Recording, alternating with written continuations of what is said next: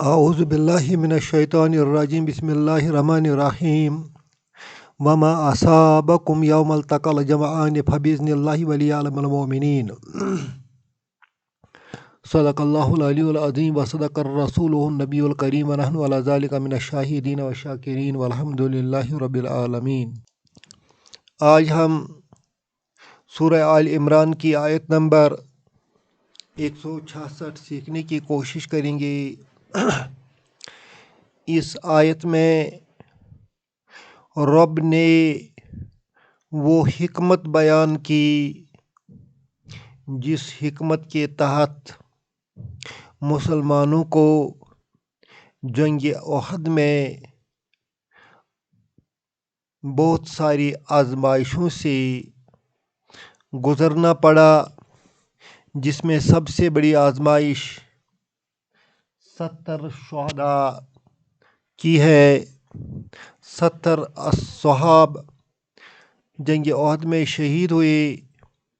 یہ تو ایک بہت بڑی آزمائش تھی، اور اس آزمائش کی حکمت رب نے یہاں بیان فرمائی ہے۔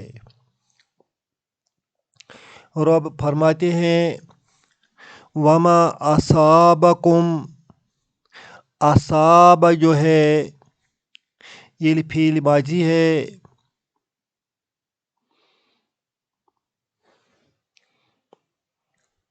اس کا معنی ہے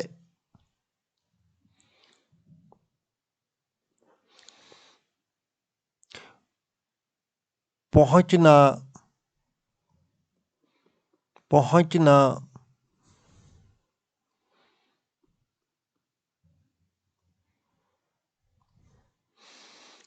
صدمہ، پہنچنا۔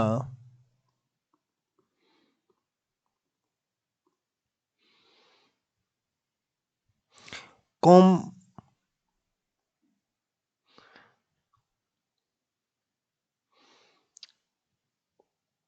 تم کو۔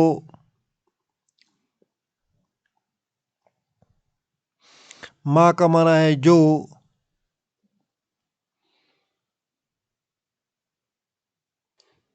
یوم، دن، یہ ظرف ہے، ظرف زمان ہے، ایڈورب آف ٹائم ہے، اور التقا جو ہے، التقا فعل ماضی ہے،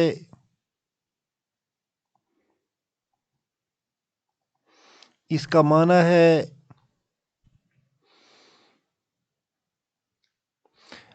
آمنے سامنے ہونا۔ جمعان اس کا فاعل ہے، جمعان ڈویل فارم میں ہے،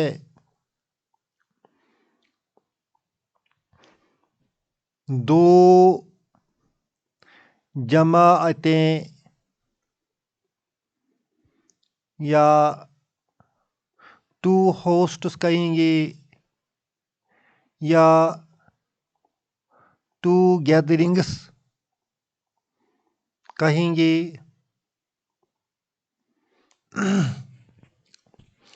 اس طرح التقا الجمعان کا معنی ہے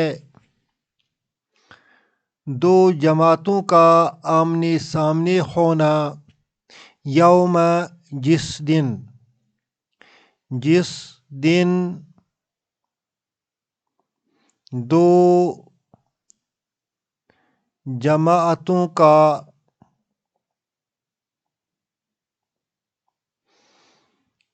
آمنا سامنا ہوا،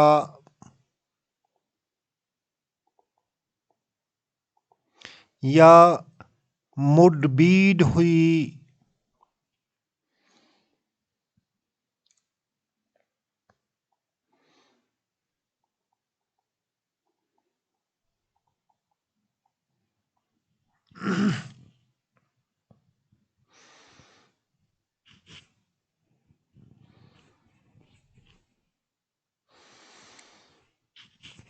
یہ جو یوم التقل جمعان ہے، جب اس کو ہم اصابکم کے ساتھ ملاتے ہیں تو یہ ظرف کی حیثیت سے ملتا ہے، کیونکہ یوم ظرف ہے، اور معنی بنتا ہے جو پہنچا۔ اصابہ کا معنی ہے پہنچنا، افلکٹ انگریزی میں کہتے ہیں، یا بی فیل،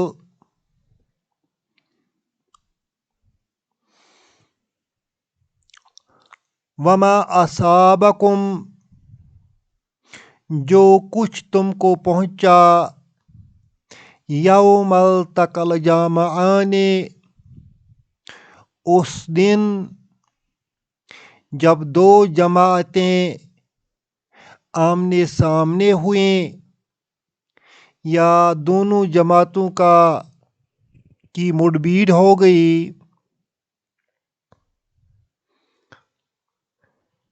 فَبِإِذْنِ اللہ،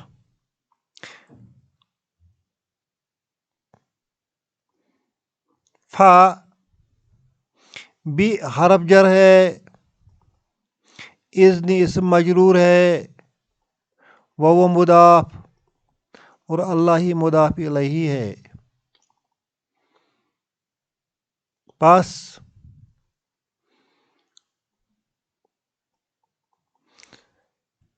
اللہ کے اذن سے ہوا،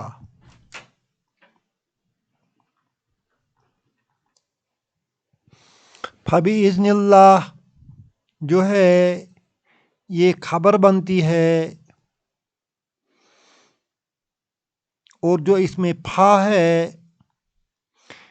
اس کو فا زائدہ بھی بولتے ہیں۔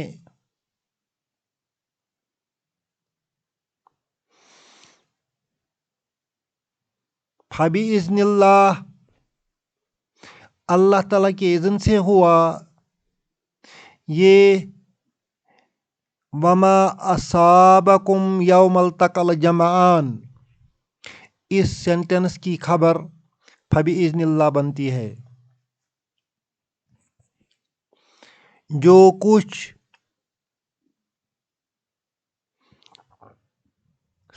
پہنچا اس دن جب دو جماعتوں کی مڈبھیڑ ہو گئی، فَبِإِذْنِ اللہ پس یہ اللہ کے اذن سے ہوا، اللہ نے کیا۔ کیوں؟ وَلِيَعْلَمَ الْمُؤْمِنِينَ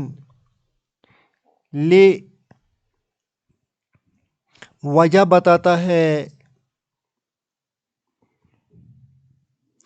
ریزن بتاتا ہے، مقصد بتاتا ہے، یعلم جانچ لے،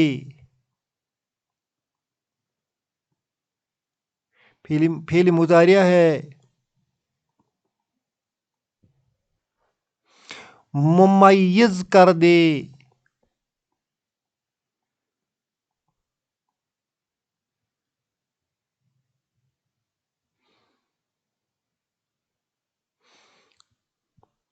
المؤمنین مفعول ہے، مومنین کو۔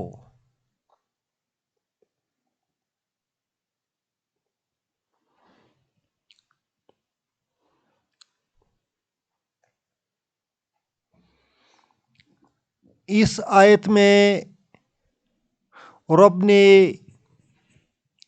آزمائش کی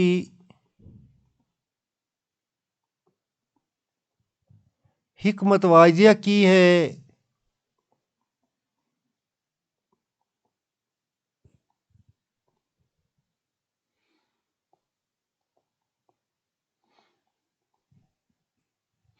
اور وہ حکمت کیا ہے؟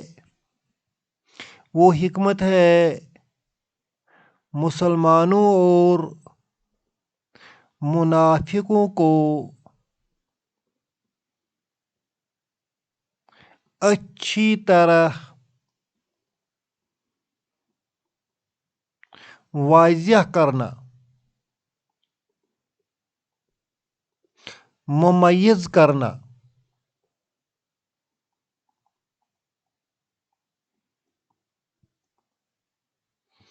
تاکہ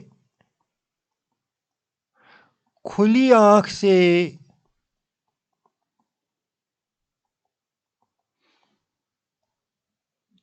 دیکھ لیا جائے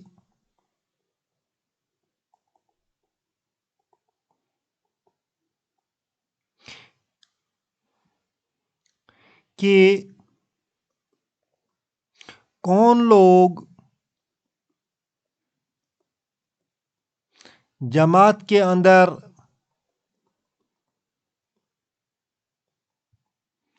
قابل اعتماد ہیں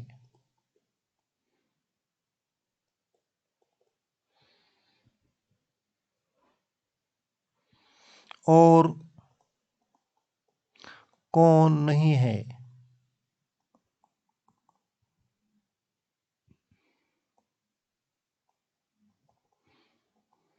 یہ جو تطہیر ہے یہ ہر جماعت کے لیے ضروری ہے۔ مخلصین واضح ہونے چاہیے اور منافقین بھی واضح ہونے چاہیے۔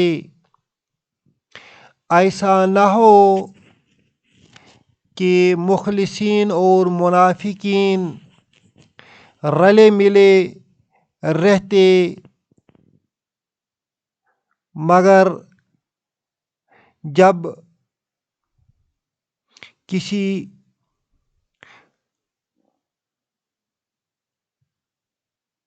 مہم کا مقابلہ کرنا ہو تو اس صورت میں منافقین پوری جماعت کا بیڑا غرق کر سکتے ہیں۔ اس لیے ہر جماعت میں کسوٹی لگنی چاہیے، یہ تو ضروری ہے۔